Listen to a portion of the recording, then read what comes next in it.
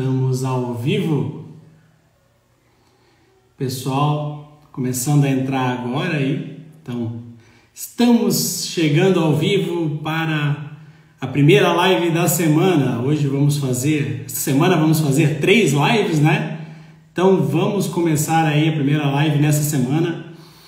Live com o engenheiro Henrique, que já está aí na área, já. Vamos começar a conversar com o Henrique.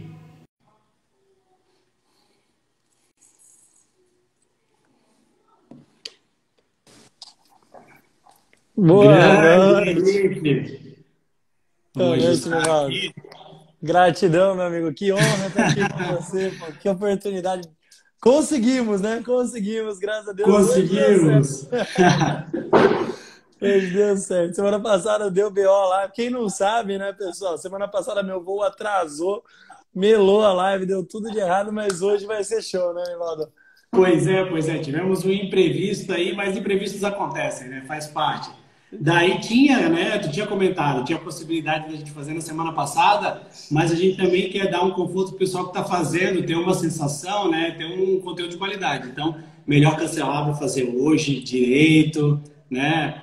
Com toda a sensação que eles podem ter de aproveitar e receber bastante conhecimento dessa área de patologia das estruturas, né?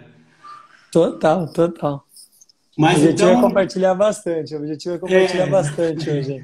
isso aqui é a ideia. Cara, muita satisfação estar aqui conversando contigo. Comecei a te seguir, acompanhar teu conteúdo e achei muito bacana a forma que tu apresenta esse conteúdo de patologia das estruturas. Porque patologia é um mistério, né, cara? Tem que entender muito de construção para poder falar de patologia. Então, a tua área de engenharia diagnósticas, para entender manifestações patológicas, tudo, tem que entender muito. E a forma que tu aborda eu acho sensacional, mostrando ali as ferramentas, né? Sensacional. Então, quero pedir para tu se Eu apresentar digo primeiro aí mesmo. para o pessoal que ainda não te conhece.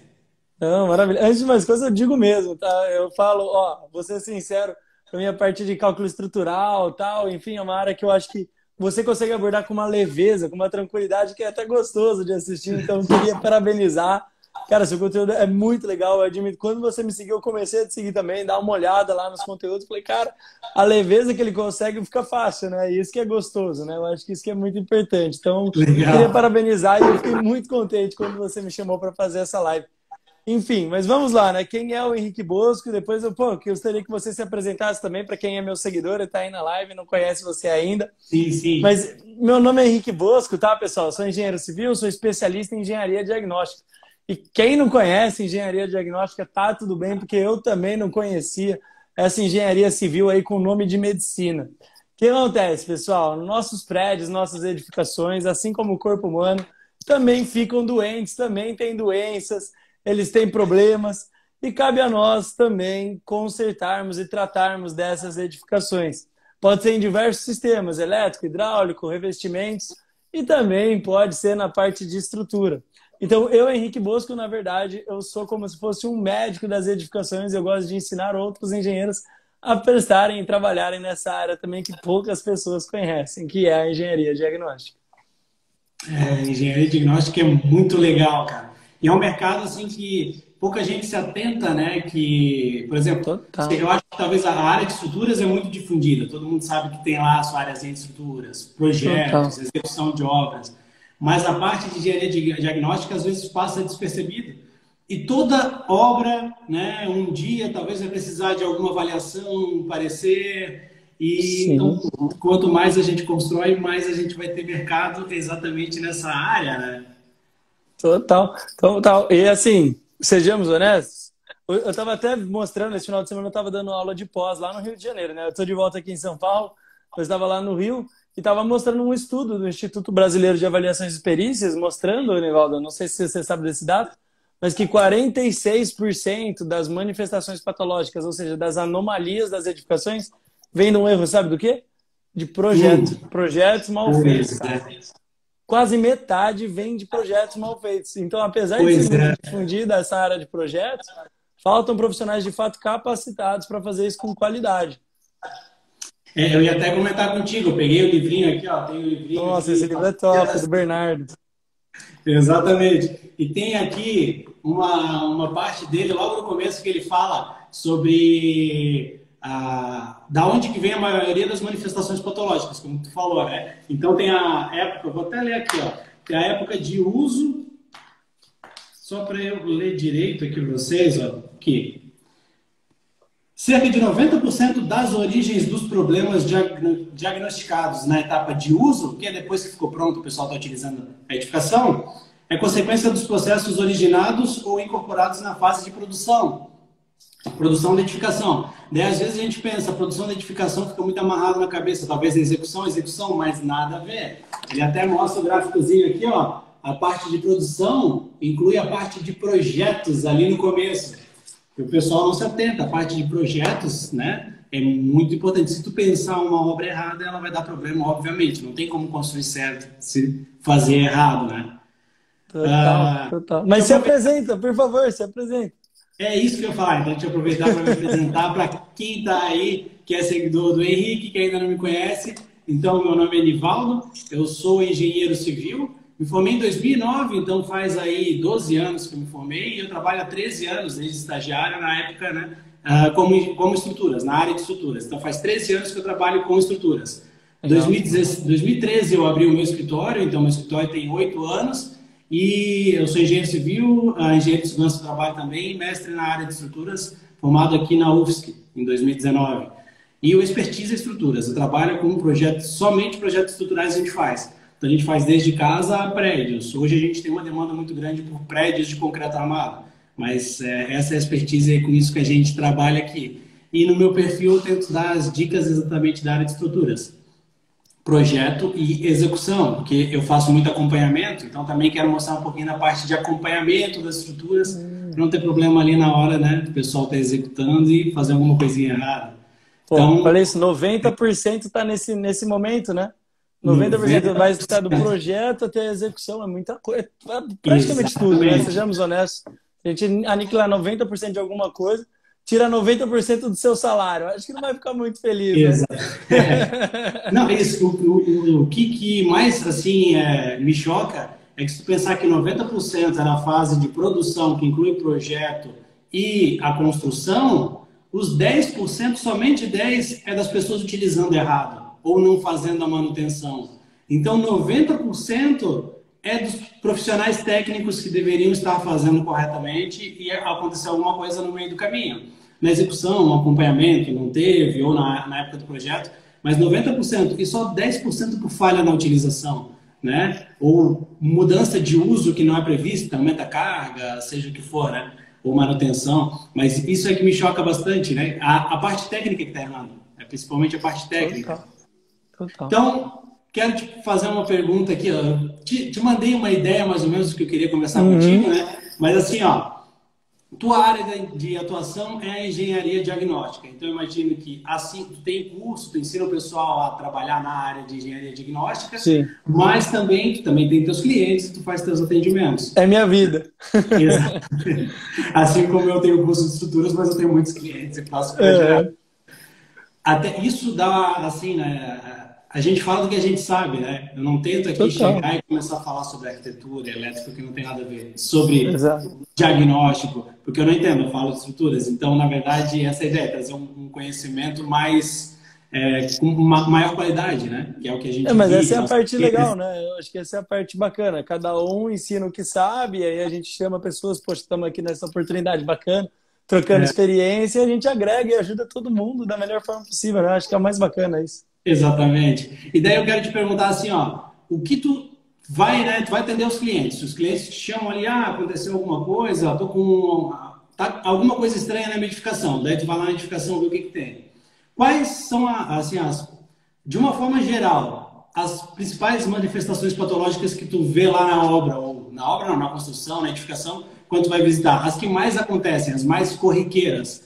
Independente de estruturas, né? De uma forma geral, quais são as mais corriqueiras, assim? Olha, primeiro, então vamos lá, né? As mais corriqueiras no geral. Para chamar um engenheiro diagnóstico, normalmente o pessoal está preocupado de fato, tá? Esse é o fato. É que nem febrezinha. Você não vai no médico por nada. Essa é a verdade. A galera chama quando começa a virar séria, brincadeira. Mas, assim, muito comum problema, que nem você falou, de modificação de uso. A casa tá lá, a pessoa compra uma casa seminova, por exemplo, aí chama o pedreiro da família, fala assim, olha, eu quero mudar, eu quero abrir um salão no meu térreo, modificar alguma coisa. A hora que você vê, tem problema de esmagamento de pilar, tem muito problema também com falha de adensamento de solo, aí dá recalque, então tem muita trinca. Então, assim, trinca em elemento estrutural é batata. O pessoal me chama muito por conta disso, porque a hora que dá, o pedreiro sai de cena, ele assusta, ele fala, não, não quero pôr a mão mais nisso aí. Aí ele chama nós, que somos mais profissionais, enfim, realmente podemos dar esse respaldo para o cliente.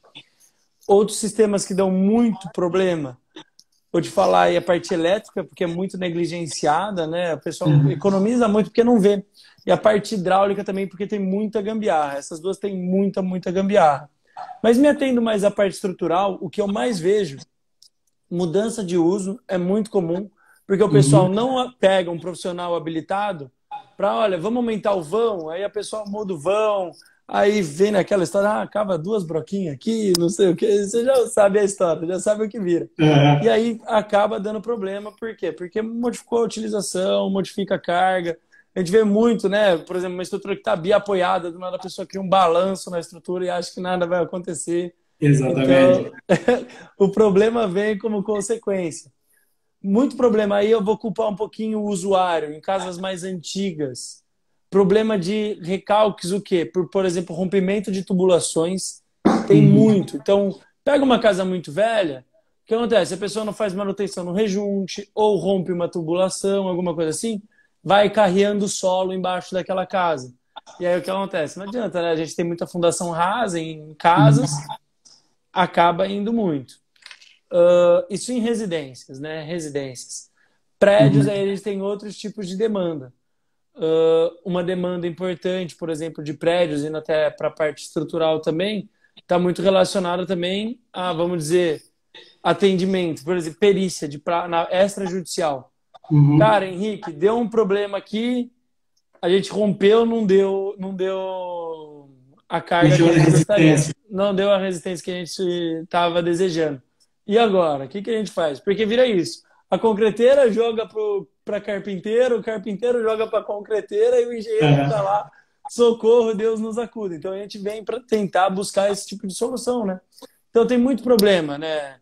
Primeiro, com modificação sem engenheiro, isso dá muito pau. Falha executiva. Então, a gente estava até comentando, né? Outro dia eu fiz um story, você comentou, poxa, não adianta nada vir lá o engenheiro, o calculista, ver pela 6118 mesmo. Poxa, precisamos de um cobrimento maior nessa região, com um respingo de maré. E aí vem o rapaz na hora de executar, não compra o espaçador, faz de qualquer jeito, não vibra o concreto, não dá uma porosidade legal, não adensa bacana, dá muito problema de corrosão de armadura. Então, muito problema executivo. Porque a nossa mão de obra, a gente tem que ser honesto, né? Eu já trabalhei 8 anos só com obra. 8 anos diretão com obra. Nossa mão de obra, se a gente vira as costas e não tem um profissional acompanhando, a gente sabe que as chances de dar problema é muito grande, né? É normal, né? A nossa mão de obra ela é muito artesanal, né? É tudo feito artesanal. E querendo ou não, o conhecimento técnico das principais obras, que é casas, concreto armado, mais simples, o pessoal que faz tem conhecimento técnico, né? Um conhecimento mais baixo, começa a trabalhar, já sai acertando parede e tal. Então não tem aquele entendimento, né? A gente vê vários erros crassos, né? Normal, assim, como tu falou do cobrimento. Faça o projeto, coloca no projeto o cobrimento correto. A pessoa não coloca o espaçador. O estribo, a armadura está com o tamanho correto, mas ficou mais para a esquerda e ficou sem cobrimento num lado e no outro tem, sei lá, 5, 6 centímetros. Acontece. Uma coisa que eu vejo muito que acontece é o pessoal querer apoiar a armadura da viga, em vez de botar num espaçador tipo centopeia, colocar no bolachinha redondo. Aí tu vai andar já esmagou e foi parar no fundo, né? Então tem várias coisa comum que a gente só vê quando vai na obra. Então a gente acha que está tudo ok, fez o projeto, está tudo ok. Até sempre digo para os meus alunos ali, eu dou aula na graduação também, e eu digo para os alunos da graduação e para os alunos do curso, tem que ir na obra não só para ter o feedback do teu projeto, do teu serviço ser bom, mas para entender como é que é feito. O teu projeto só vai ser bom quando tu entender como que é feito. Daí tu vai saber tudo que passa para chegar lá na obra e ficar pronto, a dificuldade que o profissional tem e as coisas que ele inventa para resolver quando tu não consegue resolver direito, né? Boa. Daí ele chega lá e faz daquele jeito maravilhoso, né? Acontece Exato. bastante. Tu falou ali sobre o vazamento, tubulação. A gente faz muita edificação com contrapiso armado, né? Não faz ali uma laje no terra, faz um contrapiso armado. Qualquer coisinha que der, vai ser daquele solo, recalca o piso inteiro.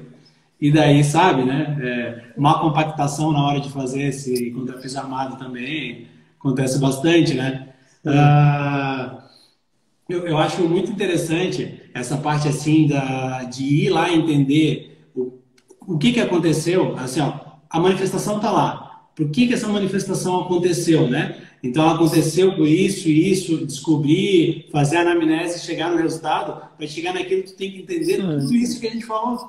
Tem que É muito entender multidisciplinar, né? os vícios que existem na construção.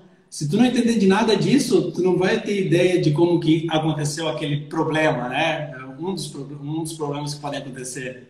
Sim, sim. Você falou uma coisa, Rivaldo, que eu acho incrível, tá? Incrível. E assim, muito legal essa perspectiva, tá? Muito, muito legal. Que eu acho que muitos projetistas, enfim, não têm essa perspectiva de ter noção do que está acontecendo na obra. Porque uma coisa é nós projetarmos, né? Que nem aqui, às vezes, a gente vem dar uma consultoria relacionada a reforço, alguma coisa nesse sentido. Mas imagina você projetar uma coisa e aí depois o pedreiro não faz. Aí você fala, pô, o pedreiro não fez. Mas dá uma olhada no porquê ele não fez. Será que realmente aquela era a melhor opção no mundo real, não no mundo da teoria, né? Não no mundo só do projeto, mas no mundo prático? Porque não adianta nada a gente desenhar um mundo do arco-íris se a gente não vê o que realmente acontece na vida real. Porque aí você consegue fazer um projeto que é execuível, o pessoal vai pôr em prática e vai dar certo. Porque, do contrário, a gente conhece a nossa mão de obra. Eles vão fazer do jeito deles, porque eles querem medição, eles querem produção, eles não querem ficar sofrendo muito, não. Então tem que ser bem inteligente, bem até, vamos dizer, quase que malicioso nesse sentido, mas eu gosto da palavra, tipo, atento mesmo, né, eu acho. Exatamente. Isso que eu tento chamar muito nos alunos. O fato de ir na obra. Porque quando tu vai na obra, tu entende como é que é feito, tu já nem faz aquilo que tu pensaria fazer antigamente.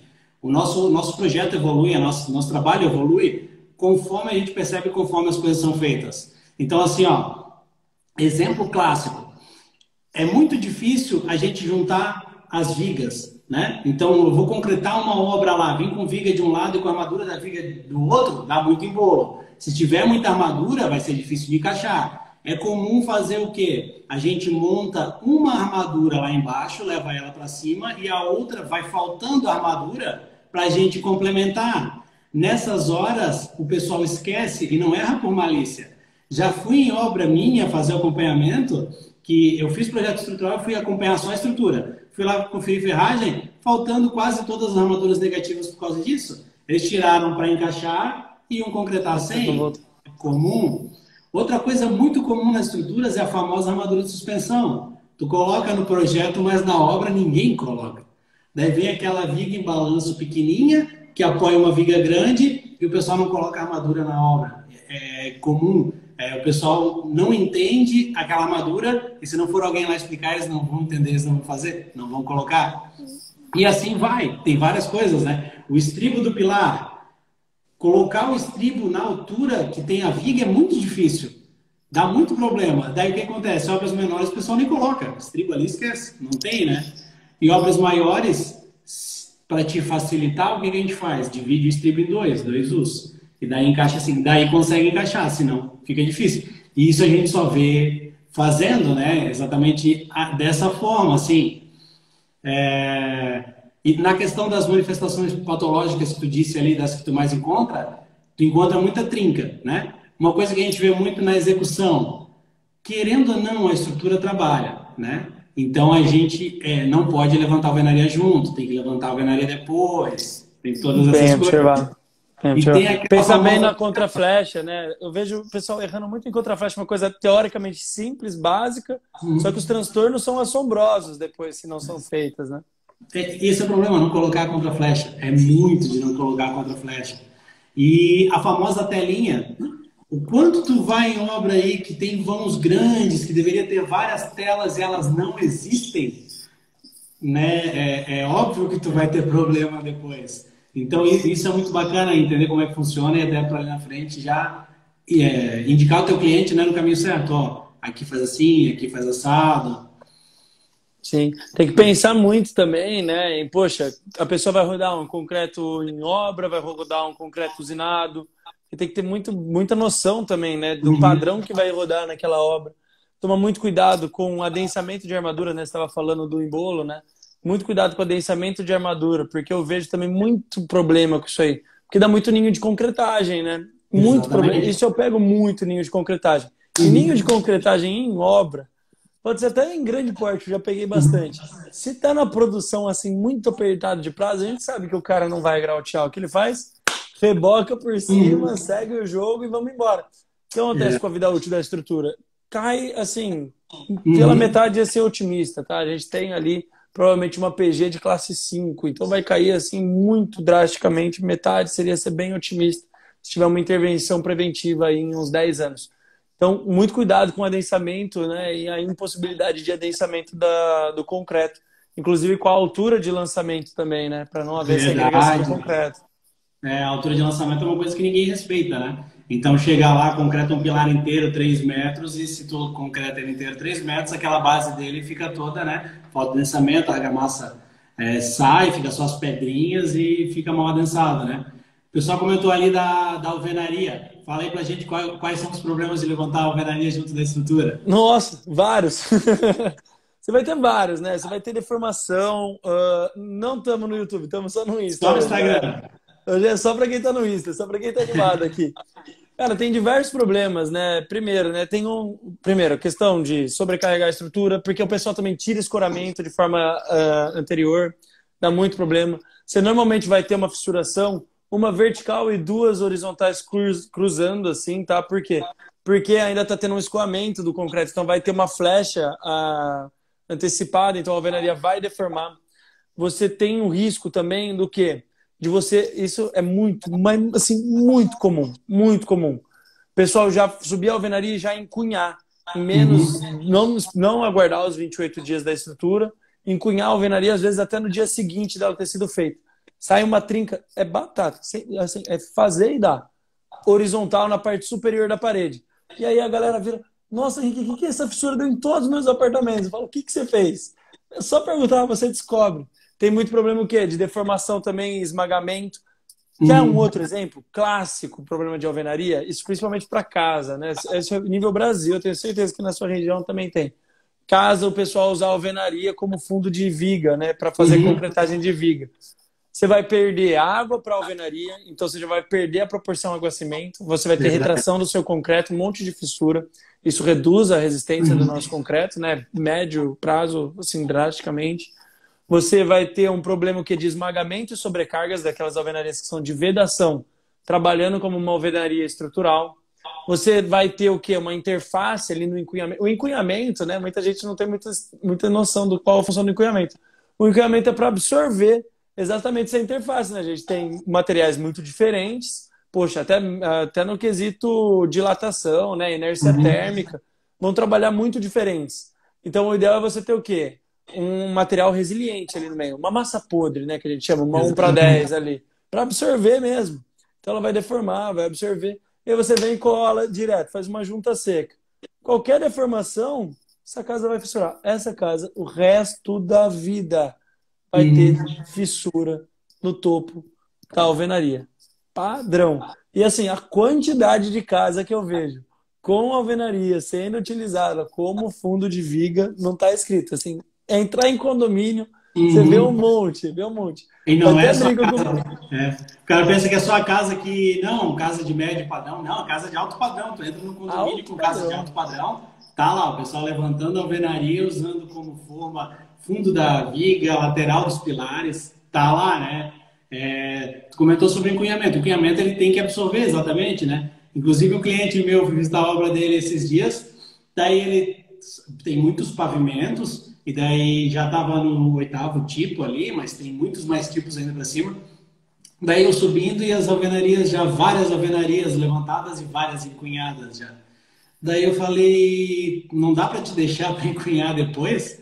Ele falou, cara, é porque começa a pegar muito vento e daí a estabilidade a gente tem medo dela cair. Eu falei, tudo bem, então se não tem o que fazer, tu vai encunhar, só que tu tem a certeza que ela vai fissurar.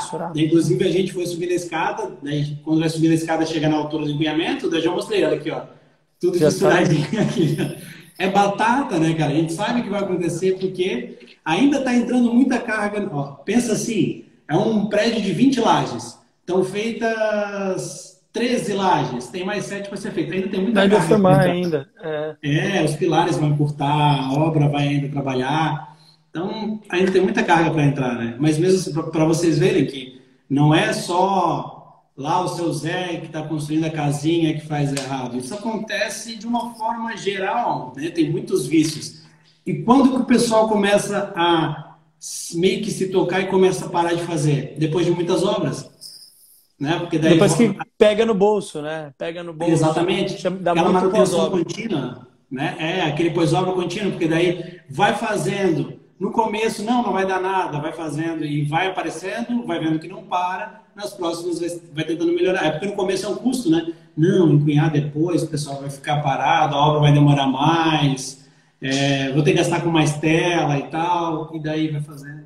E assim vai indo, né? O pessoal da WVT fez uma pergunta muito, muito legal aqui, que eu acho que a gente pode dar um gancho interessante aqui. O que deve ser feito para evitar a fissura? E eu acho que é essa a pergunta, né? Normalmente, quando eu apresento uma manifestação patológica, as pessoas me perguntam o quê? Como eu corrijo? Mas muito mais inteligente do que como eu corrijo é como eu evito, né? É exatamente isso. Como eu evito? Porque se eu evitar, quer dizer que eu estou economizando. E ao meu ver, né, os clientes mais felizes são aqueles que já tiveram um problema e você ensina ele a não ter mais esse problema mais para frente, né? É isso que você falou. Poxa, estou construindo um prédio, eu acabei de entregar um. Estou tendo um chamado por semana nesse prédio por causa dessa fissura. Se você ensinar essa pessoa a fazer o próximo prédio sem surgir essa fissura, você é inestimável. Você simplesmente não tem preço. E aí que começa a mudar o jogo. Até para quem tá, você, né, que está prestando serviço. Porque você vai começar a conseguir agregar mais valor, né? Você vai começar a se destacar. Exatamente. Para de ficar disputando porque, meu projeto é R$ 500 mais caro do que, cara, R$ 500 para um camarada desse é um chamado. É um chamado. Ele teve 40. O que é isso, né? É irrisório. E assim, a gente pensa muito em preço, né? Mas a questão não é preço, é o valor que tu agrega para o cliente, né? É exatamente isso. Então, quando tu traz uma solução que o cliente vai levar para a vida dele, ele vai ver que tu agregou valor e quando tu agrega valor, as coisas mudam, né? É exatamente o que tu falou ali. Outra coisa que a gente falou antes, que tu comentou, é sobre a resistência do concreto, não chegar, né? Aconteceu comigo uma obra que era projeto nosso, 35 MPa o concreto e deu 12 MPa. Não vamos falar qualquer concreteira, mas concreteira aqui de Florianópolis entregou o concreto. Engraçado que uma concretagem grande, cada pavimento tem 2.000 metros quadrados. Então, concretagem grande, naquela concretagem inteira, só um caminhão deu o bendito 12 MPa, os outros não deram. Então, por destino, aquele concreto ele aconteceu só exatamente na laje, não chegou nem nas vigas, porque a obra grande, com lajes grandes, e aquele volume de concreto ele deu só em laje nervurada, tem um consumo maior, de 40 centímetros, só na laje, não chegou nem nas vigas e nos pilares. Daí a gente falou para romper e tal, e concretamos de novo aquilo lá. O reforço ia sair muito caro e não chegava nas vigas, era mais simples. Nesse caso vale a pena. Oi? Não, nesse caso vale a pena. E a sorte é que estava bem mapeado, né? Exatamente. Aí, outra coisa importante, o mapeamento do concreto. Então, o pessoal está fazendo ali a concretagem, deu problema em um lote. Aonde que é esse lote? Né? Daí fica perdido. E tem gente que não sabe, né? O que mapeamento eu acho que vale a pena. Pessoal, o que é o mapeamento para quem não tem essa experiência? Vamos pensar nessa concretagem aí, não sei, 15 caminhões, não sei quantos caminhões foram aí no dia. Vamos dizer 10 para facilitar, vamos fazer um número redondo aqui, pode ser? Eu não sei quantos foram mesmo, porque a gente só ficamos sabendo depois desse do problema. caminhões. Vamos colocar aí 10 caminhões que foram nesse dia de concretagem. Poxa, concretamos 10 caminhões. Pessoal, são 10 caminhões diferentes.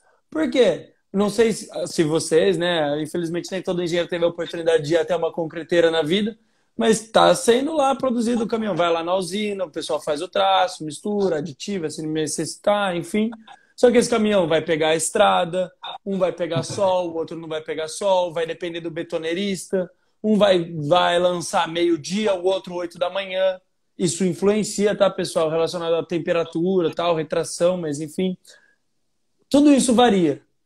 E não adianta. Às vezes, lá na concreteira pode ter tido problema com algum, por exemplo, algum dos insumos que ele colocou no concreto também. Vamos dizer que, poxa, teve um problema nesse lote de cimento que veio e foi bem do caminhão que foi na sua obra. Você lançou 10, você fez uma laje inteira, viga, 2.000 metros quadrados. Pô, 2.000 metros quadrados é uma metragem considerável. É concreto. E aí, você descobre que né, você vai moldar seus corpinhos de prova, você descobre que deu pau. Como é que você descobre onde ele está? Através do mapeamento. Você simplesmente, olha que coisa arcaica e funcional, galera. Olha isso. Como não precisa complicar, né? Isso que eu gosto. Nem sempre o mais complexo é melhor, pode ser algo simples. Você vai pegar, vai imprimir uma planta baixa da sua laje, vai pegar 3 clifatextos, cada um de uma cor, ou uma bic 4 cores, né? Eu sou suspeito, cara. Eu sempre dou com a minha bic 4 cores. Pega uma bic 4 cores e desenha certinho, ó, caminhão 1, tal, caminhão 2, tal. Você sabe certinho onde cada caminhão lançou. Deu problema em tá fácil, resolveu. Olha só, eles resolveram fácil. Imagina se não tem. Você que tinha testemunho da laje inteira. Isso é uma fortuna. Exatamente. Daí o que foi feito para garantir, mesmo assim, para ter certeza que aquele mapeamento estava bem feito, foi tirado o testemunho de algumas vigas da periferia dessa laje. E daí essas vigas aí provaram que, na verdade, o concreto das vigas já era o melhor. Então foi tirado alguns testemunhos e feito uma grande quantidade de slump. De slump, não. Como é que é aquele que dá o golpezinho? O teste. Com o ensaio não destrutivo. Com o pacômetro. Com o martelo, pô. Aquele martelinho que ele dá o golpe. É o pacômetro.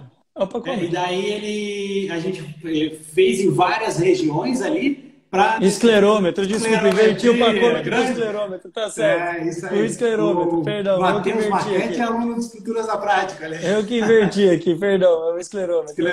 Então, daí foi feito junto da retirada dos testemunhos dessa lateral, foi feito ali junto com o esclerômetro, para ver, ó, nessa região saiu um concreto aqui, um testemunho. Esse testemunho, sei lá, deu 37 MPa. Daí viu quantos golpes do esclerômetro deu, qual foi o valor ali, e foi fazendo nos outros lugares para dar essa mapeada. Para ter certeza que o mapeamento estava certo. Mas com o mapeamento que foi possível fazer isso, não tinha como. E tem uma outra coisa importante, muita gente confia no ensaio de resistência à conversão do corpo de prova que a concreteira vai te dar. Só que o ensaio que a concreteira vai te dar, meu amigo... É lobo cuidando de cordeiro, né? Não tem nada a ver com o teu concreto da obra, né? O que acontece? Tem concreteira que faz o corpinho de prova, já mal é feito, leva embora e deixa lá, ó, submerso 28 dias para te atingir aquela resistência impossível. Então não tem como mapear o teu concreto dessa forma, né? Que mundo é Daí esse, a importância de ter uma outra empresa, ter outra forma de medir essa resistência à compressão, né? Essa questão de resistência já apareceu muito para ti, assim? Posso dar um negócio legal? O pessoal falou da esclerometria, pelo visto bastante gente que está aqui com a gente hoje sabe de esclerometria, então isso é muito legal. Eu queria dar um toque a respeito de esclerometria, porque eu vejo bastante erro com relação a isso. Às vezes as pessoas... Primeiro, na esclerometria a gente usa, inclusive, a tabela, ela nem é brasileira, né? Ela é europeia. Então, o que acontece? Muita gente pega, faz um ensaio, fala assim, legal, eu já sei qual é a minha resistência do concreto. E é muito legal, você descreveu, mas eu queria só enfatizar. Que é o quê? Você vem, tira... Primeira coisa, né? Diferença, pessoal, de corpo de prova e testemunho. Corpo de prova é o que você moldou. Testemunho é o que você vai lá com a serra-copa e você extrai, né? São coisas distintas. E aí é o que o próprio Nivaldo falou. Poxa, vamos lá, fizemos um ensaio de esclerometria. Vimos quanto deu. Tiramos o testemunho e rompemos. Aí você consegue, de fato, saber qual é a sua proporção com aquele concreto. E aí você consegue fazer um ensaio não destrutivo para o restante. Porque Exatamente. eu vejo muita gente não rompendo e fazendo essa comparação. E cuidado, porque é exatamente o que você falou. Concreto de corpo de prova não tem nada a ver com o concreto que está lá na sua obra. Uhum. Se você não curou, é outro concreto. Se você não vibrou, é outro concreto. Se sua forma teve um problema de roubar, por exemplo, forma de pinos, rouba muita Uhum. umidade do concreto, é outro concreto. Tudo isso influencia, né? Tudo isso influencia. Então tem que ter muito cuidado em achar, às vezes, que o ensaio não destrutivo de fato está te trazendo essa informação. Ou pode ser até um corpo de prova. Para mim é insano, tá? Quem confia 100%. Eu não sei que tem muitas concreteiras muito sérias, mas no final do dia é o lobo cuidando do cordeiro. Dá um certo medo. Dá porque, Uhum. assim, o prejuízo pode ser enorme, né? Teve um caso que esse não foi nós, mas nós tivemos a oportunidade de dar uma acompanhada. De um prédio também, era uma coisa assim, eles já estavam 8 pavimentos acima, e aí, na verdade, descobriu-se que 6 pilares do térreo tinham batido metade da resistência. Só que Uhum. com 8 pavimentos para cima. E aí? É. Aí teve que quebrar esses pilares, e aí a concreteira falava que não, aí falava, tenha. Fica a Uhum. dica da live de hoje, né? Tenha uma Exatamente. segunda empresa de controle tecnológico, pelo amor de Deus, É. pelo amor Uma de coisa é Deus. se for fazer uma casa, fazer 2 pavimentos, outra coisa é se for fazer um prédio. É óbvio que mesmo para casa já é ideal, porque, como tu disse, E não é né, é o lobo caro. cuidando do cordeiro, né? Exatamente.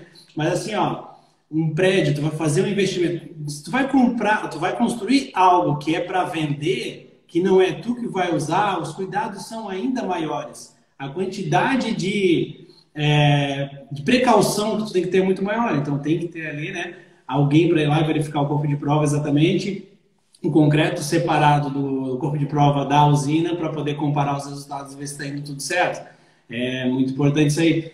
E alguém perguntou aqui sobre a conferência das armaduras, com quanto tempo antes que eu vou conferir as armaduras. Eu sempre vou, dependendo da obra, né? Mas eu vou com prazo suficiente. Eu nunca vou em cima da hora, um dia antes ou 2 dias antes. Porque não existiu até hoje uma concretagem que eu fui conferir a armadura que estava tudo ok. Eu falei, ó, beleza, pode concretar. Não existe, nunca existiu. Então o que que eu faço? É Eu vou. difícil, né? É difícil. Eu Cara, é gosto disso, muito né? difícil. Mundo real e mundo teórico. Eu adoro isso. Porque o mundo É, real, galera, é o mundo real. Tem que ter é, noção disso. é muito difícil. Eu já peguei assim, ó, viga que tinha o traspasse. Às vezes umas coisas assim que ninguém nota. Mas viga que tinha o traspasse das barras, o traspasse era para estar ali 60 centímetros, tinha uns 20. E daí era uma região que a barra estava tracionada. Alguns detalhezinhos assim que talvez algumas pessoas não percebiam. Mas outras de faltar muita armadura, ter menos estribo, faltar armadura de suspensão, bitola trocada de estribo, de armadura longitudinal, tem vários fatos. Mas o que que eu faço? Eu vou conferir com no mínimo uma semana de antecedência, porque daí eu posso ir conferir, falar para ele se está tudo certo, beleza. Daí já começa a montar a caixaria do próximo pavimento e a armadura no canteiro de obras, enquanto não chega a concretagem.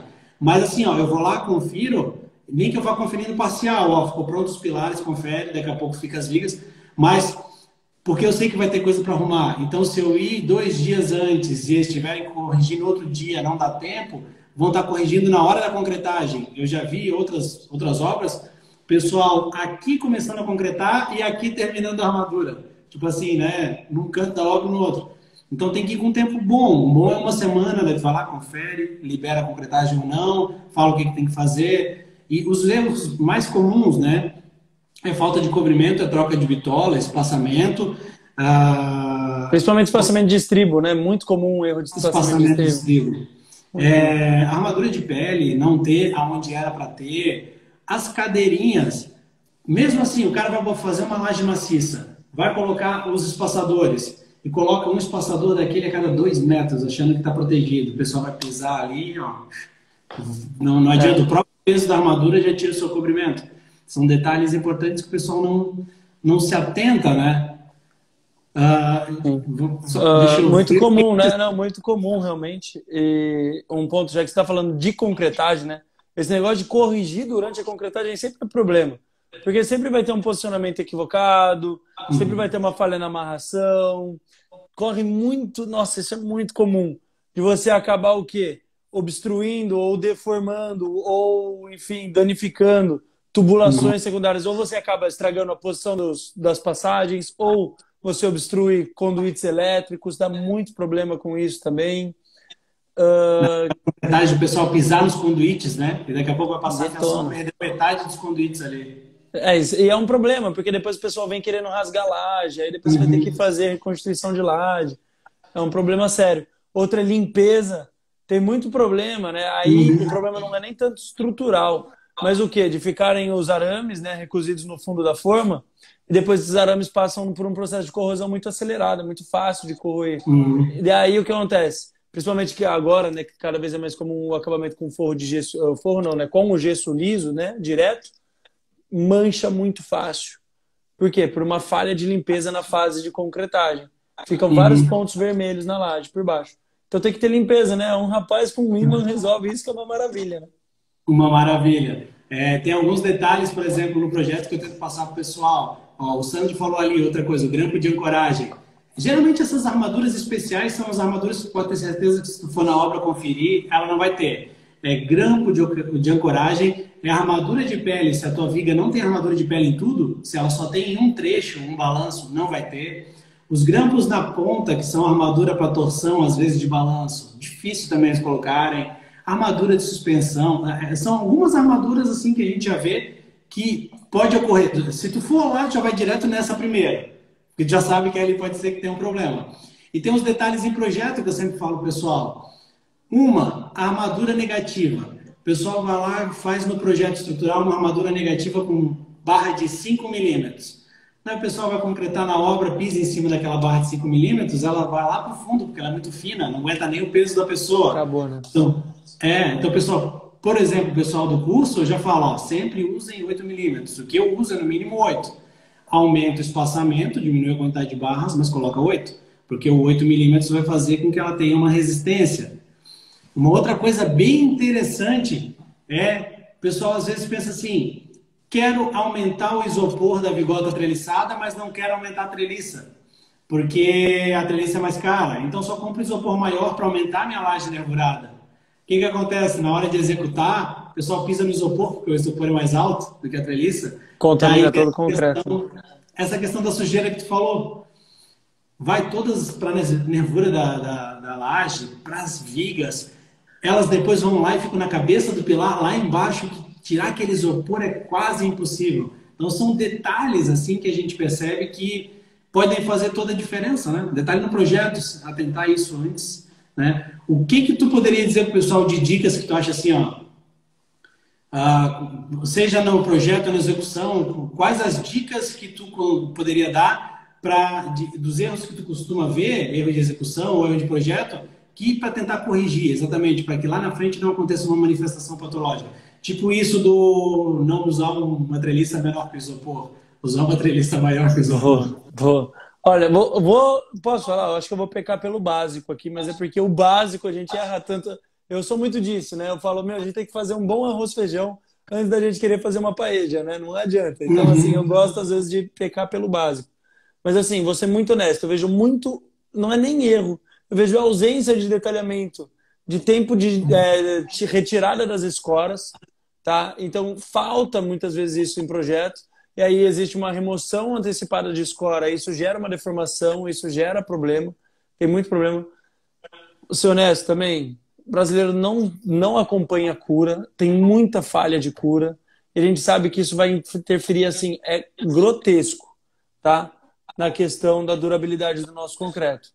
Então, assim, se possível, pense em algum sistema não humano, tá? A gente vê, principalmente já que a gente está falando também de edificações de médio e grande porte, a gente vê que está sendo cada vez mais implementado sistemas simples, mas mecanizados, automatizados de irrigação, como, por exemplo, colocar literalmente um timerzinho na torneira e um sistema de irrigação de jardim na laje. Para quê? Para estar sempre saturando essa laje. Porque é o mais comum no Brasil, né? Concretagem na sexta, fica o guarda lá, o vigia, para fazer a cura no final de semana. Você chega segunda-feira, joga água na laje ela inteira fissurada. Às vezes você olha por baixo a laje com fissuras passantes já. Então, sinceramente, cara, é tão barato. Fui até, apareceu para mim esses dias, eu estava dando aula, apareceu para mim um sponsor. Tá, acho que R$ 80 um timerzinho de torneira. É de graça para os Pois planos que você é. vai ter. De Pro graça. benefício, né? Pro benefício. Nossa. É gritante. É gritante. Ahn, Cuidado com ideias mirabolantes, né? Que nem estavam comentando aí, né? Ah, vamos usar óleo queimado, né? O diesel queimado como desmoldante. Cara, desmoldante não é caro, tão caro, vai, compensa, vale a pena. Uma fissura passante é quando você, por exemplo, joga água em cima e ela, na mesma posição, ela permeia na parte de baixo. Você consegue ver a estampa. Ou seja, ela está passando mesmo essa estrutura. Cuidado com o adensamento. O brasileiro também tem muito problema com o adensamento de concreto. Adensar de menos é um problema gravíssimo e adensar Uhum. demais também é um problema gravíssimo. A galera larga o vibrador dentro do concreto. Pessoal, você colocou o vibrador primeiro na vertical, tá? Para com esse negócio de vibrador na diagonal. Sabe, não sei de onde veio essa cultura, mas o pessoal vem muito com o vibrador na diagonal. Não é para fazer isso. Vibrador também não é para vibrar na armadura. Por quê? Porque você gera uma vibração e uma perda de aderência, tá? Você reduz a aderência e a coesão entre o concreto armado e a barra. Então também não vibre pela armadura. Eu vejo muita gente encostando na armadura exatamente para tentar vibrar. Não façam isso. E não deixem muito tempo. Começou a exudar muita água, você está tirando uma proporção de água-cimento do seu concreto, tá? Porque você está tirando a água do fundo e a água está subindo. Começou a brilhar, tira o vibrador na hora, já está passando do tempo. Uhum. Cuidado com vibração também, tá? É excessivo, dá muito problema. Martelinho, eu mato vocês se alguém vier bater na forma com martelo. Não me manda esse vídeo que você vai me fazer chorar, pelo amor de Deus, hein? Se mandar para ti o vídeo batendo martelo, tu vai postar e marcar quem mandou. Vou falar, é na obra dele, hein? Alguém deixa um cartão lá, algum engenheiro diagnóstico deixa o cartão nessa obra. A questão do que a gente comentou antes do pilar, né? O pilar é alto e daí teria que dividir as alturas de concretagem. Daí Boa. essa questão do vibrar a armadura que tu falou. Pessoal, concreto o pilar do primeiro pavimento. Deu problema lá embaixo porque concretou lá de cima, né? Daí no segundo pavimento o que que faz? Não, agora eu vou consertar. Agora quando concretar eu vibro a armadura do pilar. E a pessoa vai lá, vibra a armadura do pilar, né? Tu tira um problema para substituir por outro problema diferente. Então, não Cuidado, tem. cuidado, cuidado. Não sei se tu encontra muito questão de, por exemplo, fazer elementos menores do que a norma, né? Ah, tem aquela Ah, questão da casa é casa. super comum, né? Pô, não quero que fique saindo nas minhas paredes, né? Daí o pessoal vai lá e reduz seção de pilar. Putz, cara. Exatamente, o cobrimento, né? O pilar já é pequeno, daí tu pega um pilar pequeno, diminui ainda, e tu coloca os cobrimentos da armadura, sobrou espacinho ali que não sobra nada de armadura dentro, né? E tem aquela questão da norma de desempenho. A norma de desempenho, né, a 6118 fala, o mínimo é 14 centímetros. Daí vem a norma de desempenho e tenta abrir uma exceção. Não, pode fazer com menos do que 14, se tiver uma altura do respaldo até o último nível ali, até a cobertura de no máximo 6 metros, etc. Só que no primeiro, nas primeiras páginas da norma ela já fala assim, normas utilizadas como referência para a norma de desempenho, tá lá, 6118. Mas daí ela fala assim, pô, tu pode fazer menor, mas eu usei como base 6118. É Não complicado, faz né? É sentido. complicado. Daí ela Complicado. fala para Ah, ti, fala. pode falar, desculpa, eu que te interrompi, perdão. Eu Perdão, só ia perdão. falar, ela fala para ti, tem que durar 50 anos, mas ela mandou fazer um pilar pequeno. Exato, um pilar com comprimento desse, galera, simplesmente nunca vai atingir 50 anos. E é isso que eu acho legal. Esse que eu acho que é o ponto, galera. Sendo muito honesto aqui, eu acho que é aí que tá a sacada, é aí que tá a virada. Por quê? Porque eu acho que o engenheiro ele tem que chegar em um momento na carreira dele que ele para de ser comparado com o pedreiro, ele para de ser comparado com o engenheiro, com o profissional executante. Nada de errado, esse profissional é essencial, ele tem a função dele, ele manda bem, tem o conhecimento dele. Aprendemos muito com ele. Só que assim, são esses conhecimentos técnicos que você consegue chegar para o seu cliente e falar assim, olha, vai cair? Talvez não caia mesmo. Talvez fique aí, tá tudo bem. Só que quanto tempo você quer que dure sua casa? Porque E o assim, a casa da pior, sua avó tá lá há 50, 60 anos, não tá? Você pretende demolir a casa da sua avó? Você ia gostar que a casa da sua avó tivesse com a armadura toda corroída e, consequentemente, você tem que fazer um baita reforço estrutural agora, gastar uma fortuna?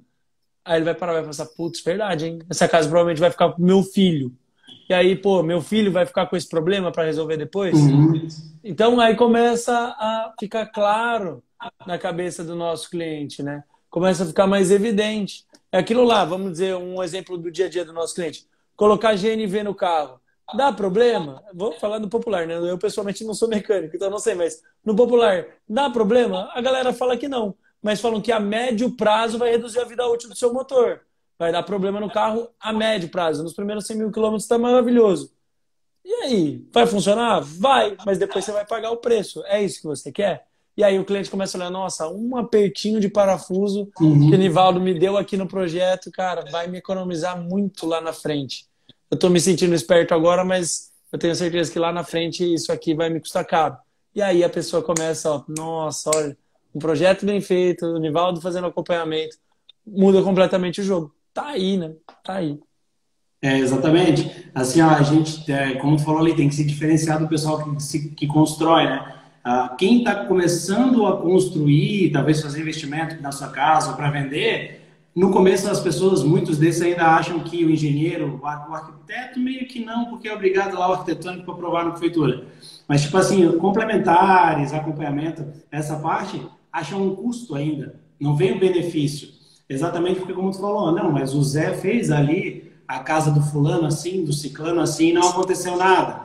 Não aconteceu nada agora, mas na verdade também o seu Zé nunca voltou na obra. Por quê? Porque quando lá na obra que o seu Zé fez, que ele falou que não deu problema, lá deu um problema, o dono da obra não chamou o seu Zé. O dono da obra chamou o engenheiro. Por quê? É. Porque era o engenheiro responsável, que talvez não foi lá na hora que o seu Zé estava fazendo. Então, quem que assina a RT? Quem assina a RT não é o seu Zé, né? Que vai lá e vai ter Lembrei disso. uma responsabilidadezinha de 50 anos. Então, a gente tem que diferenciar exatamente o que a gente traz de valor para a obra. A nossa obra ali, se contratar o seu Zé, beleza, talvez ali não caia na hora, mas vai te dar uma manutenção, pós-obra, um monte de coisa. Então, traz teu valor, ó, não vai dar problema, vai ter a durabilidade, não vai trazer o conforto do usuário que tem que trazer, todos aqueles requisitos, né, que a gente precisa numa obra de longa duração, né? Que a gente cada vez mais é requisitado pela longa Total. duração. Total. Você falou de um cliente específico, né? Aquela pessoa que constrói casinhas para vender, assim, normalmente. Galera, para pensar o transtorno que não é na vida desse camarada começar a surgir um monte de fissura nessa casa. Uhum, A gente deu o exemplo aqui, ó. Já foi na live, quem chegou atrasado, depois assiste gravado aí no Instagram do Nivaldo. Mas das paredes sendo utilizadas como forma de vigas. Tá uhum, aí. Você imagina, você faz uma casa, pode ser uma casa popular de 150 mil reais, ou pode ser uma mansão de 3 milhões. O cliente vai ficar acionando o seu cliente, o comprador vai ficar acionando o seu cliente, exigindo a uhum, garantia daquilo. Olha o lucro dele indo embora. Olha o transtorno dele indo embora. Porque normalmente esse cara que está construindo, ele faz aquilo o quê? Para investir o dinheiro que ele tem do emprego dele. Ele não quer ficar pensando nesses BOs, ele quer construir a próxima casa. E ele fica preso com aquele transtorno. Quanto custa isso, né? Quanto uhum. que vale isso? Então tá aí, né? Tá aí, são esses os pontos. Quer ver até agora me lembrei aqui de um fato que aconteceu até esses dias. Eu tenho um cliente aqui que uma casa, eu moro num condomínio, e daí como eu moro no condomínio, eu faço muitas casas desse condomínio estrutural. Um desses clientes, eu fiz o estrutural dele, entreguei, perguntei para ele, quando estava fazendo o estrutural, eu sempre pergunto, quem vai executar? Porque quem vai executar, estou fazendo projeto estrutural, eu já vou lá e converso com o cara para saber, ó, tu gosta de fazer assim, assim, assado, porque se eu fizer uma obra com laje maciça, o cara só sabe fazer vigota, vai dar pepino para todo mundo. Então tem que ter essa conversa. Daí ele falou: ah, não, quem vai fazer é o fulano. Daí eu já falei assim: putz, o fulano? Todo mundo fala mal do fulano. Tem uma obra minha que o fulano está executando e deu tudo errado. Daí ele falou: eu sei que o fulano faz mal, então eu já vou deixar uma reserva de 30 mil, porque ele é o mais barato, mas depois eu gasto 30 mil só em correção. Ele vai deixar na obra dele uma reserva para as futuras correções que ele vai precisar, porque ele sabe que vai ser executado errado, que vai dar Pior problema na conta, execução. né? Não tem noção. Desculpa, mas a conta nunca vai fechar. Não Por quê? vai? Porque a próxima casa que ele for fazer, ele vai gastar e não vai perder nome no mercado, porque ninguém vai querer comprar mais casa dele. Quem que Uhum, vai querer? Porque vai falar, as casas que tal pessoa tá vendendo são de baixa qualidade. Exatamente. A casa que o fulano me vendeu deu manutenção por 5 anos. Toda hora lá, era, sei lá, falta de verga, era fissura aqui, fissura ali, recalcou o piso. Então é uma conta que não fecha e daí é aquele peso, né? Peraí, vale a pena contratar um engenheiro e tal, tudo certinho para não me incomodar? Ou contrato fulano e me incomodo durante um bom tempo, mas o fulano é mais barato e eu deixo essa reserva para isso? Primeiro que incômodo não vale, né? É aquele tipo de cliente que o incômodo não vale para ele e para a gente também não. Pra gente também não. Exato, isso que eu ia Às falar. vezes tem cliente que é melhor não ter, né? Exatamente para não se incomodar. E isso Boa. é importantíssimo, né? A gente tem que, conforme a gente vai evoluindo, então começou a fazer estrutural, começou a fazer projeto. Confesso para vocês que quando eu comecei e fiz um ou outro sem sondagem. Daí a gente botava aquele coeficiente de cagaço enorme, ia lá, conferia se a terra era boa, para ter certeza. Acho que eu fiz 2 projetos sem sondagem, se não me engano. Depois, óbvio que não fiz mais, a gente vai aprendendo, vai evoluindo. Essa é a ideia. A gente é uma ascensão. O conhecimento é uma ascensão. Depois que tu vê uma coisa, não tem como tu desver, né? Então, o conhecimento te dá isso. E isso a gente mostra para o cliente. Tá vendo aqui, ó? Assim, assim, assado, tudo isso que a gente vai acumulando. E assim vai indo. A mesma coisa na engenharia diagnóstica, né? Com certeza, com certeza. O segredo é aprendizado constante, né? O segredo é estar investindo em aprendizado e sempre focado em aprender. Ter essa humildade, né? Eu falo isso. Cara, todo dia, né? O objetivo é aprender alguma coisa nova. Aprender uma coisa, Uhum. ter a mente aberta para aprender algo novo. Acho que é aí que está o segredo. Porque hoje a gente faz uma coisa, amanhã ele descobre que não é o ideal e vamos evoluindo e vamos fazendo, e é isso aí. E o que Bom, tu acha para nós encerrar? Estamos chegando aí no final já, né? 9 horas vai dar, da questão da durabilidade das estruturas da norma de desempenho. Primeiro, tu acha que as obras que tu tem visitado têm seguido os requisitos normativos dessa norma? Porque ela trouxe um pesado de requisitos, né? Aumentando decibéis, luminosidade, tudo, vida útil. Tu acha desempenho térmico, acústico, antropodinâmico, enfim, é a norma de desempenho. Inclusive está em revisão, né? A norma de desempenho, para quem não sabe, né? Uhum. Tá sendo revisada nesse momento. Ainda não saiu a revisão. Trouxe muita coisa. Falar que ela está sendo atendida no seu total, mentira. Uhum. Mentira. Então tá aí uma oportunidade para engenheiros diagnósticos, tá? Para atender. Exatamente. Recomendo, definitivamente recomendo, porque senão você pode sim tomar um processo por um advogado auxiliado de um camarada como eu. Eu te pego pelo pé e desculpa, não te deixo sair. Então, cuidado, tá? Cuidado. Então, foco, né, em fazer bem feito. E qual é o ponto? A norma tá aí não é para ser um problema, galera. Assim como a 6118 é a Bíblia do engenheiro calculista, né? Ela é a base lá para te ajudar, para te dar a tranquilidade de projetar. A norma de Dormir desempenho tá em ali para paz. quê? Dormir em paz, pôr a cabecinha no travesseiro, pô. A Exatamente. norma de desempenho está aí exatamente para quê? Para nós termos uma boa qualidade da edificação. Então, são muitos os elementos. Tá aí uma leitura obrigatória, né? Às vezes as pessoas falam, não, mas é muito grande. Cara, leia 5 páginas por dia. Vai demorar? Vai, mas um dia você chega lá. É melhor do que você. É que nem TCC. Se você é professor de graduação, sabe bem do que eu tô falando. TCC, não adianta o cara querer falar assim para você, falar, eu vou fazer meu TCC inteiro esse final de semana. Você vai se frustrar, é o que você vai fazer, meu amigo. Você não vai fazer seu TCC inteiro esse final de semana, mas vai fazendo aos poucos, você chega lá, vai conseguir incorporar isso nos seus projetos, para de fato as edificações atingirem o desempenho que elas têm que atingir e você se resguardar, né? Porque se você não está fazendo de acordo com a norma, você está deixando uma lacuna e, infelizmente, isso pode ser um passivo para você lá no futuro. O custo vem, a conta chega, então cuidado. E também vamos ver pelo lado positivo, que os seus projetos vão estar em outro patamar, porque, infelizmente, muitos calculistas e muitos profissionais executivos ou até engenheiros diagnósticos estão defasados nesse sentido. Então, estão oferecendo um serviço aquém do que o mercado de fato precisa. Então, você vai conseguir dar um saltinho bem legal ali dentro do mercado também.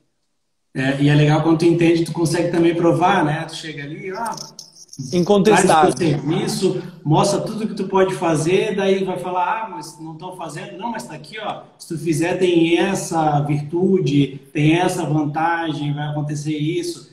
Então, tem que saber jogar o jogo, obviamente, mas mostrando as vantagens, né? Tu aprendeu, tu foi lá, estudou, viu tudo que tem de vantagem e levar isso pro teu cliente.